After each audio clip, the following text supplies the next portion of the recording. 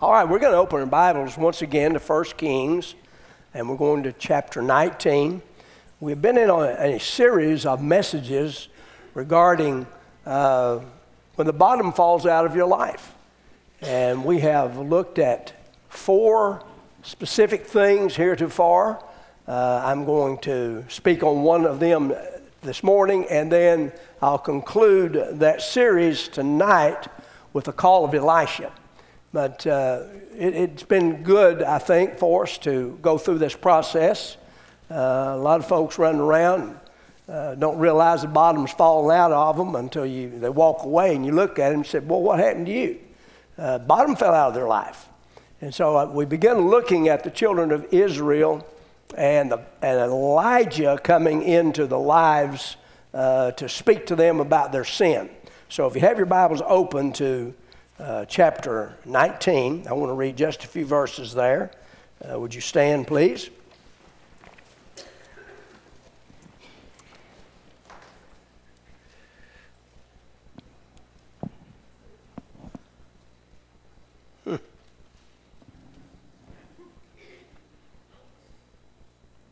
You know you got a problem when you...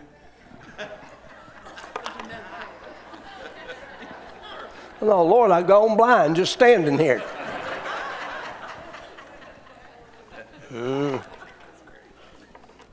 No pictures, please, while I wear these. And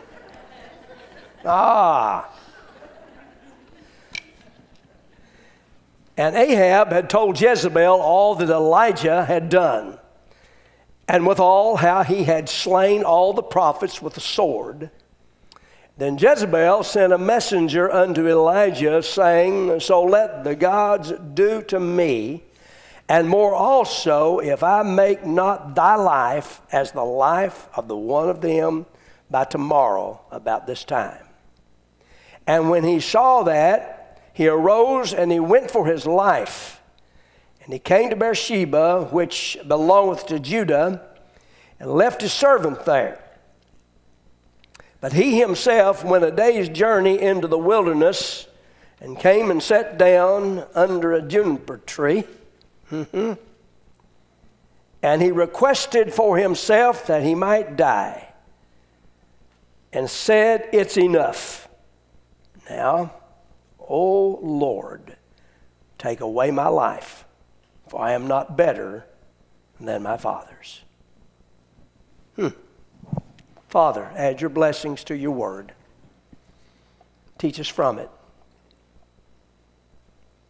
Somebody's under a juniper tree this morning.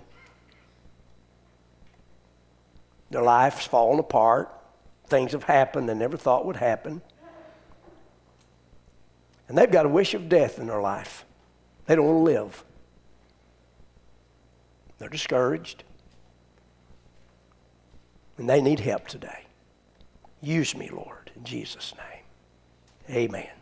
Thank you. Please be seated. You need these back? Okay. We began this study 2 or 3 weeks ago, and we discussed the fact that the whole problem came from the fact that the children of Israel, who had been blessed mightily by God, they had been delivered from Egypt. They had been taken out of Egypt, spent 40 years in the wilderness for disobedience. Should have learned a lesson there, but they didn't. And then went on into the land that flows with milk and honey. And God said, I only ask a couple of things of you here, that you obey me, that you don't put any other gods before me, don't put me off, don't sacrifice the things I've got for you for your pleasure, but remember that I am the one who has brought you to this place. So if you will obey me, I'll bless you. And so they enjoyed for a long period of time the multiple blessings of God in their lives, the riches of a land that flows with milk and honey like they had never experienced in their life. And then Ahab married a woman by the name of Jezebel. I'll have to review just a little to bring you up to where we are today. Married a woman by the name of Jezebel who was not a believer in God. She was a believer in Baal. whom she believed and her people believed was the God that brings rain and brings fruit, brings vegetation, brings life to the earth. And so she told Ahab, says, "Mister, if you're going to marry me, you're going to have me and my God too." And so that led to not only her bringing her beliefs into the kingdom, but also Ahab, as he hung out with her and lived with her, he began to worship. He led the children of Israel to worship Baal, and them led to believe nonsense that rain comes from a stump, that rain comes from man-made idols, that vegetation and vegetables and corn and potatoes and grapes and all the blessings of God that you may enjoy and flourish by and live by and are nourished by, to believe that it came from an idol. And God had warned them over and over again, you can't do that. You can't have two gods. You've got to decide who is God and who you're going to serve. And so God sent He sent Elijah to them and declared war on Ahab, declared war on Jezebel, declared war on the prophets of Baal, on Baal, and upon the children of Israel for their disbelief and their refusal to obey God. And so we watch this man Elijah as he worked. Such qualifications like that stands out in their mind, like, man, well, I read a line in one of my commentaries that said, "Lord, what a man. Lord, what a man." A man who just was on the scene, hadn't heard of him before, and all of a sudden you have Elijah the Tishbite there, and he is a man who has some very, very wonderful qualifications. Number one, he has stood in the presence of God. Can you say that about your life today? You have stood in the presence of God today. You have been before Him on your face by way of the heart. You have been before Him by way of His Word. You have been before Him and in His presence by walking in His will. Here was a man who was called of God, who dwelt in His presence, and not only a man who lived in God's presence, but it was a man who had position with God. God had called him to deliver a message.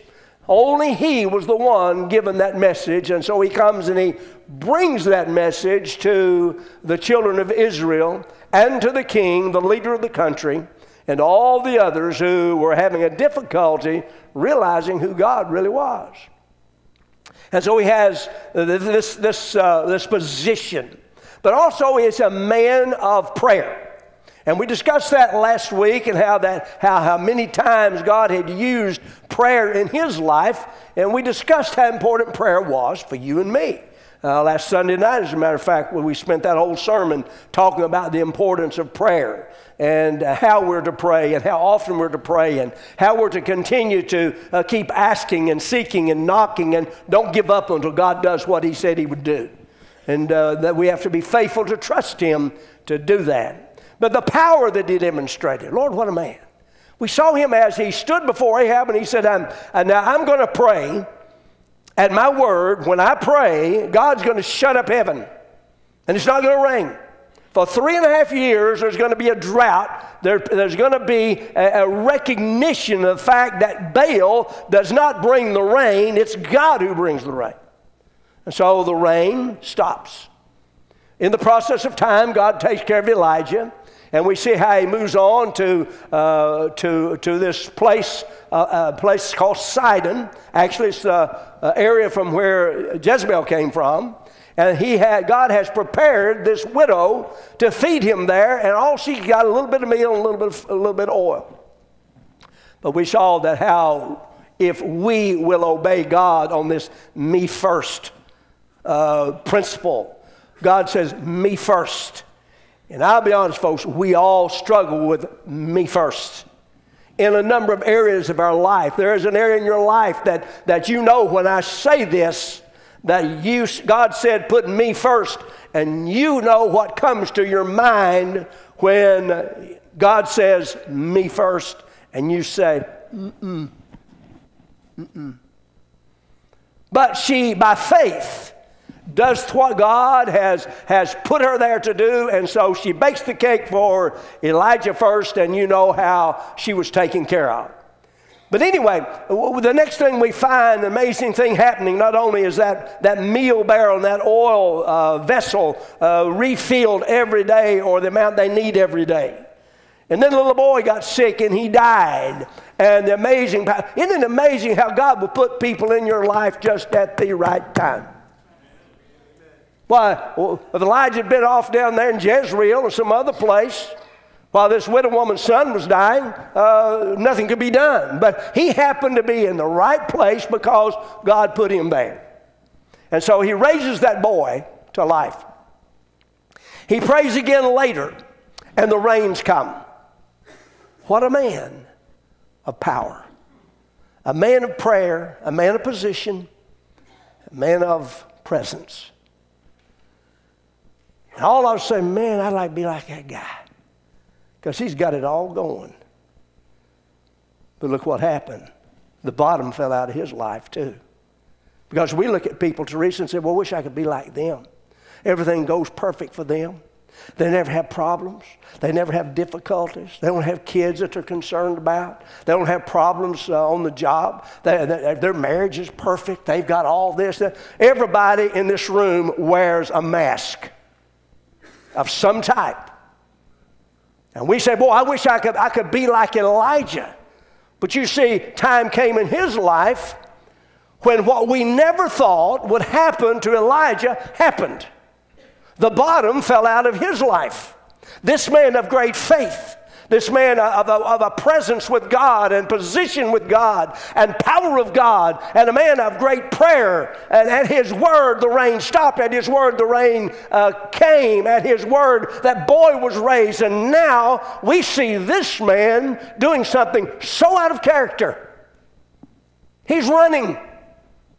He tucks tail, he pulls his robe up and he tucks it in and he takes off running because a threat has been made on his life. This man who has stood in the presence of 450 prophets of Baal, stood in the presence of Ahab and Jezebel and all the evil around him, and he stood on Mount Carmel and proclaims, God is God, and if he is God, then you serve him. If Baal is Baal, God, you serve Baal. And he proved there that God was God. And 450 prophets were killed. And it looks to me like this man stands taller than he's ever stood. A man of great faith, a man of great power. And all of a sudden, we find he has an Achilles heel. We find that he has a little bit of clay in his feet instead of solid iron. What has happened? It's hard to explain sometimes what happens to you and me, because he never demonstrated a weakness.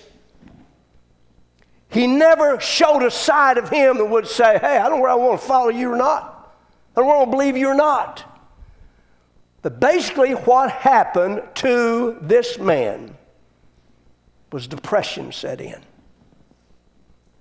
Did you realize that over 8% of Americans, and I think that's a small figure, 8% of Americans, adults, suffer from depression.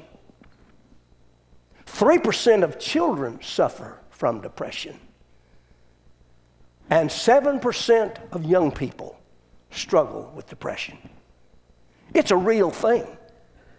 And you say somebody's down and out, and you say, oh, you just blow it off and get up and get going. Listen, folks, depression is real. It attacks you physically. It attacks you emotionally. It attacks you and works on you socially. And it certainly affects you spiritually. It will wear you out. How could this man of such great faith do what he is doing now when he has heard this threat upon his life?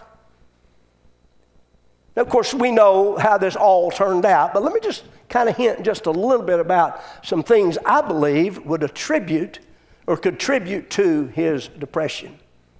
Number one, he has spent 3 years buoyed up and all-powerful for God.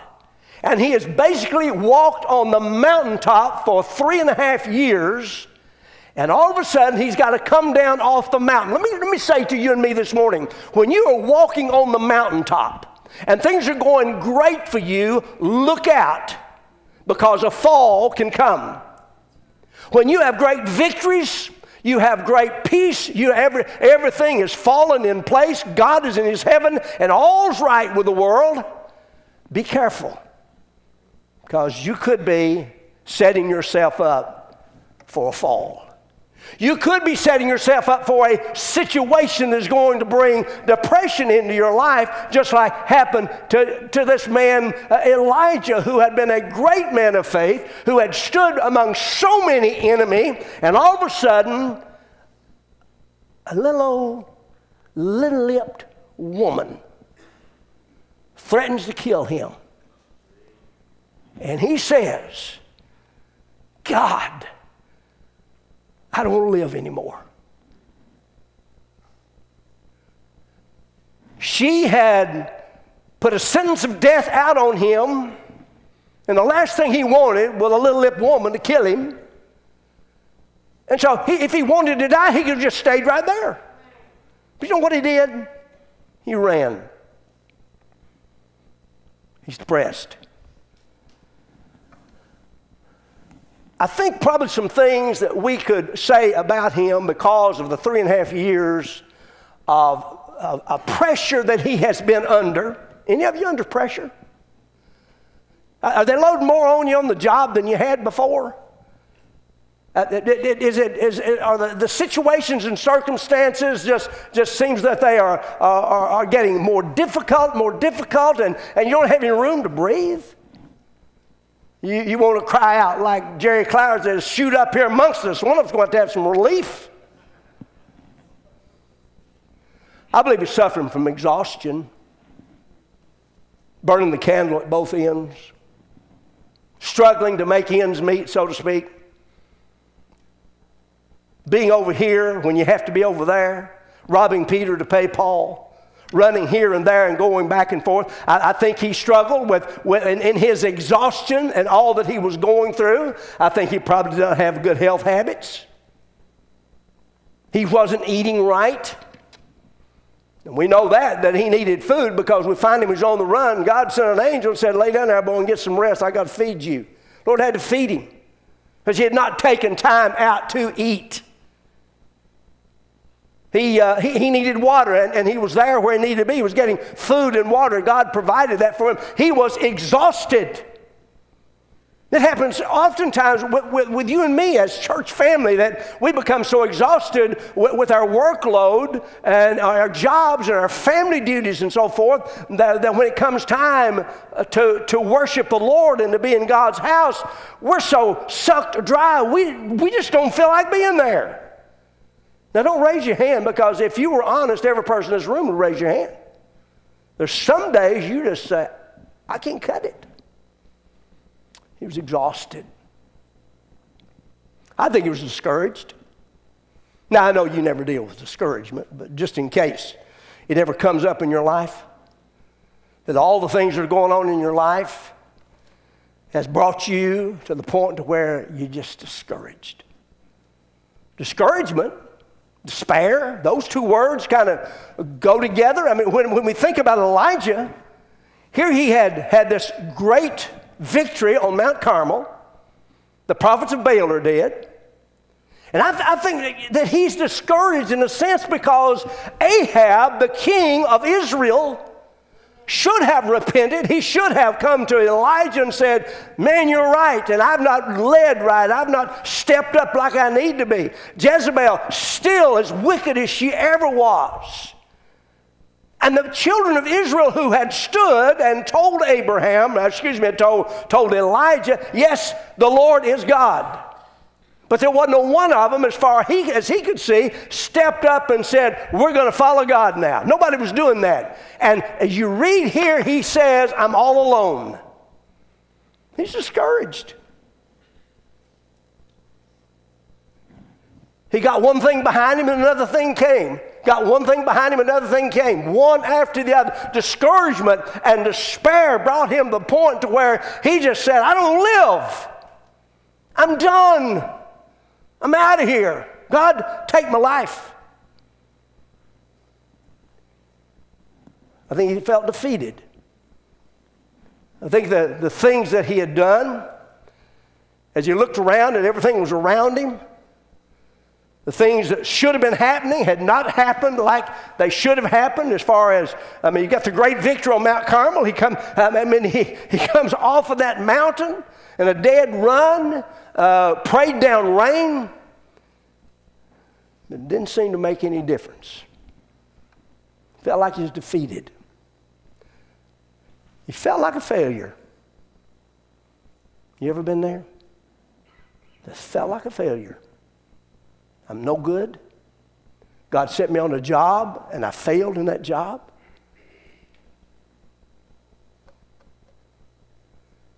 He made his comment. He said, God killed me. I'm no better than my ancestors. You put me to do a job my ancestors had a job to do, and I failed. There's been no change. Sure, these prophets are dead. Sure, there's been some miracles happening, but what about the total outcome? Lord, well, how come people aren't stepping up and getting saved? How come my Sunday school class is not growing like it needs to be growing? How come this is going on in my life and in my family when I'm trying to serve God? Lord, I put it all on the line. Where are you? He was depressed. He had low in a snake's belly. Failure. He had a man of great faith, and now all of a sudden he is depleted in the area of faith.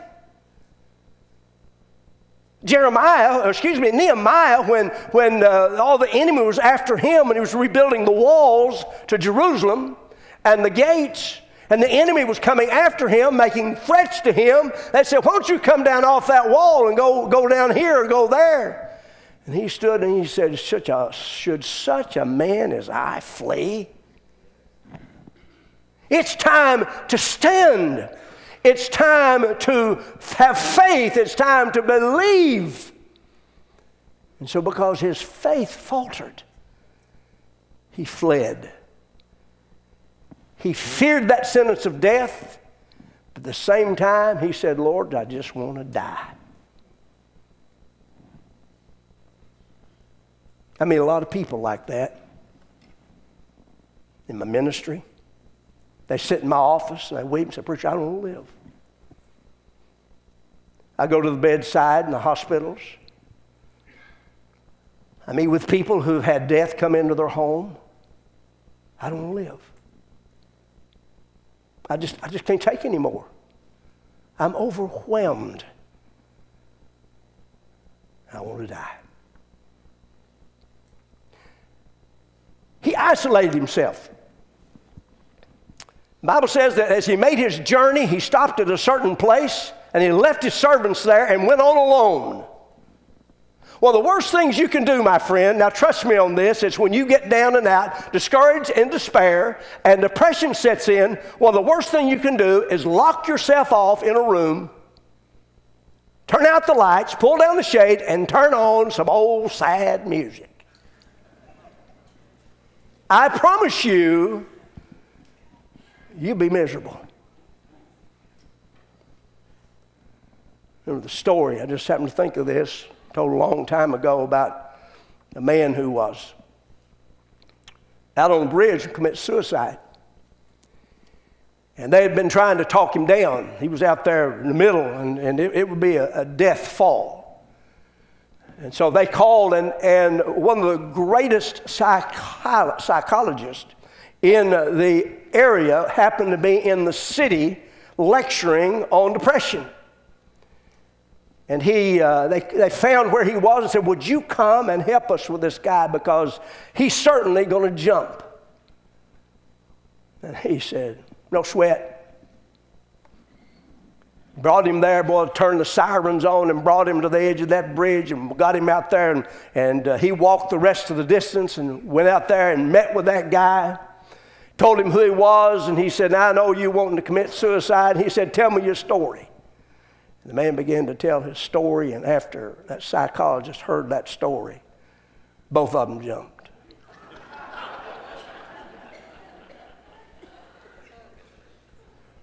So we never know what's going on in people's lives.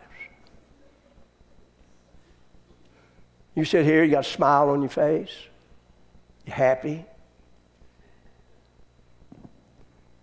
But the mask we wear. Isolating yourself, separating yourself from those people you need to be around. How many times have I heard, "Well, preacher, I've just not been coming to church lately because I didn't want to discourage everybody. I'm so down and out." Folks, you need the church. You need the people in the church. You may sit beside somebody that'll be the one who will raise you up. You may be sitting beside someone that you need to raise up, and your failure to be where you're supposed to be, where God wants you to be, whether it be on the job or whether it be your school or wherever, to step up and say, "I represent Jesus." But isolating yourself, dangerous thing. Man came to visit a psychiatrist. He told his story about how depressed he was, how he was fed up, didn't want anymore. He said, "I just rather die." And the man told his story. He said, "Sir, listen, I know what you need." He said, "There's a circus in town. And in that circus, there's this clown. I went to the circus, and I caught his act. I'm telling you what, I never had so much fun. It was never lifted out of my doldrums like I was. And man, it was wonderful." He said, "My diagnosis in your depression and my cure and prescription for you is you need to go to the circus and you need to see that clown." Hold it. And the man looked at him and he said, "Sir, I am the clown. I am the one wearing that face, that mask. I am the one pretending to be something else."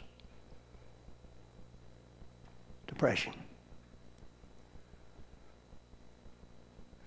Now, Elijah, I don't think really understood what this was going on in his life so much as what God was doing, because when God was feeding him and giving him water, he sent that angel. He said, "Now you're going to have to eat a whole lot of food because you're going on a journey. And it's about 250 miles. You see, Elijah was headed to Mount Sinai, the place where Moses was, the place where God gave Moses the law, the place where God met with people. And I'm telling you what, when you get down and out, you need to get where God's meeting with people. And so he ran and he hid in the cave. I don't suppose you've ever done that, have you? Got so down and out you just went and hid and pretended like nothing was going on. But he hid in the cave. And show you how God works.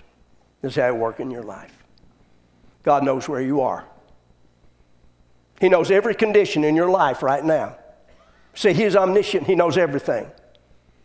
And besides that, God is omnipresent. He is here. And wherever you are, God is there. And he's got a plan.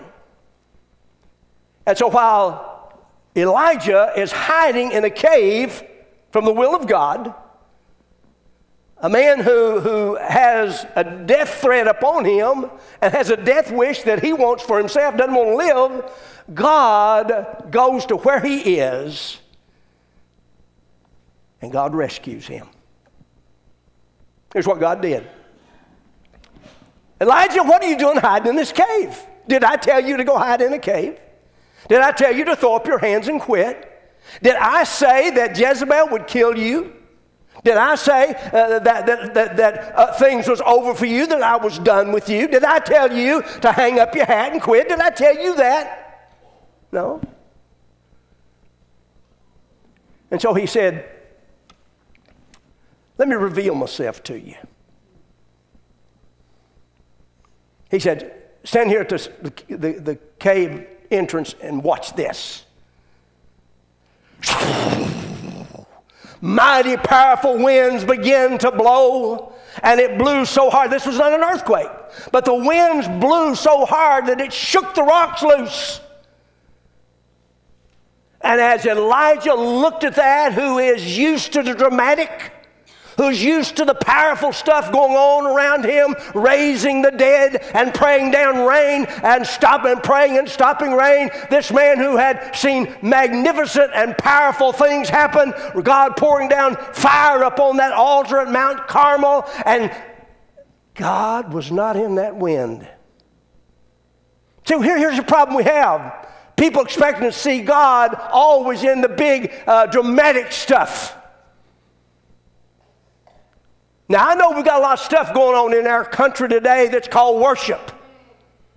But there's a lot of bells and whistles and smoke and mirrors.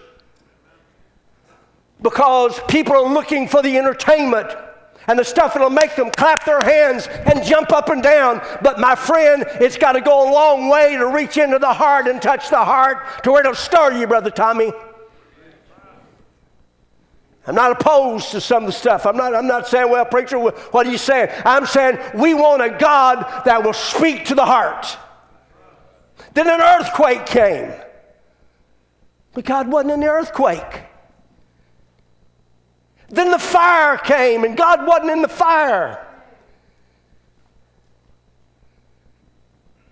Preacher, it's not exciting anymore. I read my Bible, and it don't stir me like it used to. I used to be a person of prayer, and I love to get before God and pray. It just don't stir me anymore. There's no excitement to it anymore.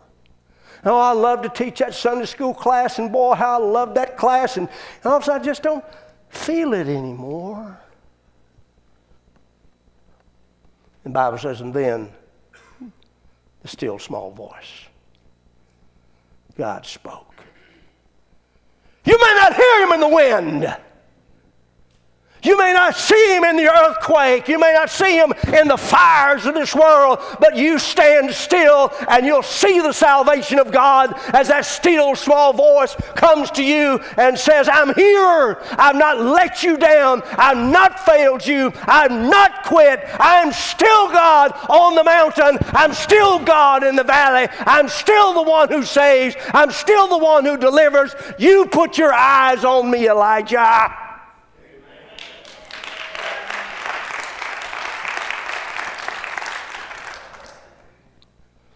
So God revealed himself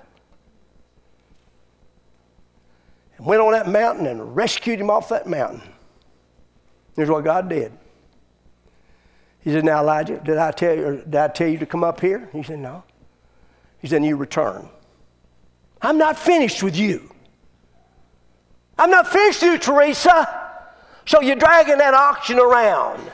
And your throat swells up on you to where you can't even breathe sometimes. You say, it's over for me. No, God ain't done yet. You return to where you came from. I didn't tell you to leave your post. I didn't tell you to walk off from the responsibility you had. You did that on your own, mister. You cowered up, you faltered in faith, you ran from me, and I'm telling you, return to where you're supposed to be. And by the way, when you return, you got some recruiting to do. You need to go anoint 2 kings to take over and do their job, and they've got their hands full. And then I want you to find a replacement for you because you got to train him. And we'll talk about Elisha tonight. He said, now I know you've been wandering around saying, God's not with me. God's left me. I'm all alone. He said, listen, Elijah, I've got 7,000 prophets that have not yet bowed, and they're serving me. You've been looking inward, buddy. You've been thinking about yourself. You've had you just an old-fashioned pity party, and you fail to see that I'm still God. It's wonderful to be on the mountaintop. It's wonderful to have all the blessings that come from God and the riches of God's blessings. But anybody in here of any age have known that you have to come down off the mountain sometimes. And you got to walk in the valley. The Bible says about Jesus, Mount Transfiguration, he was on the mountain. There, Elijah, Moses, they all met together, had a big meeting. The Bible says that Jesus came down off the mountain and dwelt with the people in the plains. That's where we live. That's where we live. And that's where we got to realize that even in those low times, there's a God who's a God of the high times. And that just as he was with you on the mountain, he'll be with you in the valley. And when discouragement comes, despair comes, defeat comes in your life, and depression creeps in and wants to just suck the life out of you, turn your eyes on Jesus. Look full in his wonderful face, and the things of this earth will grow strangely dim in the light of his glory and grace. The thing that sank Peter when he walked on the water was what causes you and me to sink. When we see all the bad stuff, we take our eyes off Jesus. Would you bow your heads, please?